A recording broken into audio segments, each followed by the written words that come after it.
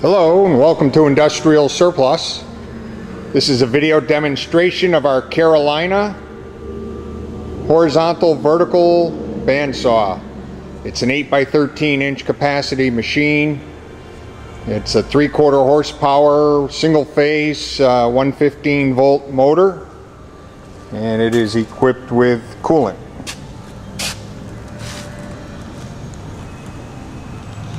So our reference number is 101255. We did clean and paint the machine. This here is the vertical table. When used in the vertical position, it's a little table to support the work.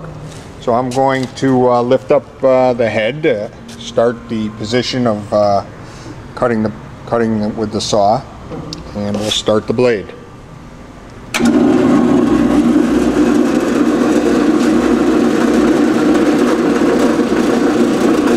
The down feed rate is adjustable by a thumb screw on the back of that cylinder,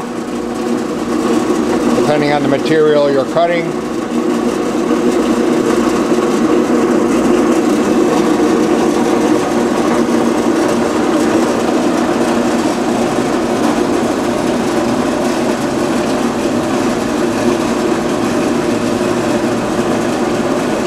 And it has an automatic shutoff.